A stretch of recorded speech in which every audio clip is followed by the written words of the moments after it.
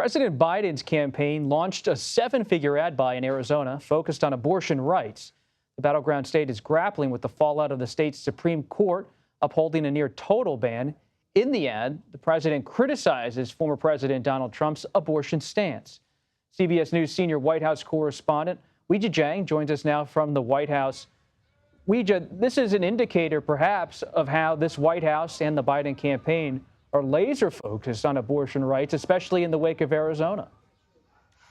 And Bob, we have seen this time and time again from the Biden campaign. It's almost like they're locked and loaded and ready to go anytime there's a development on the issue of abortion. This is the second targeted ad about abortion from the campaign that is also seven figures. So was the first one that dropped. They were ready when Donald Trump made his comments about abortion by increasing ad spending, and then the White House announcing that the vice president would actually go to Arizona tomorrow to talk about reproductive freedoms. And now you have this brand new ad, really all of it part of an effort to remind voters what's at stake, in their words here, because even though Trump has tried to distance himself from this very controversial issue by saying it should really be up to the states, these ads, as well as every chance they get to talk about it, are trying to remind voters of why we are in this position in the first place,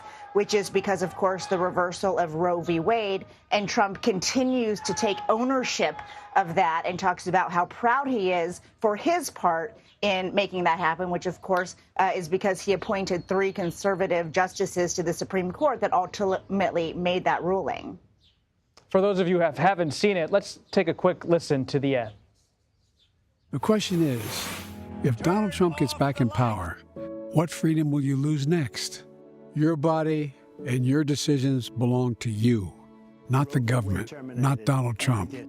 I will fight like hell to get your freedom back. Weijia, beyond this ad itself, what we heard in this ad and in so many things from the Biden side is Trump's name. We keep hearing Trump's name. They're going right at former President Donald Trump, citing him as a real threat, perhaps existential to American democracy. What are you hearing from your sources about why they're using his name, why they're coming right at him rhetorically and in these advertisements? Well, for the first couple years of his presidency, Robert, this President Biden was very hesitant to even talk about Donald Trump. And he wouldn't mention him by name, to your point. He would just say the former guy or my predecessor. But now that Trump is the presumptive nominee and it has become crystal clear that this is the race, they have no qualms about going after Trump. In fact, you may remember, it was during a high-profile campaign event a couple months ago where President Biden really did this for the first time. And you could see that he was fired up.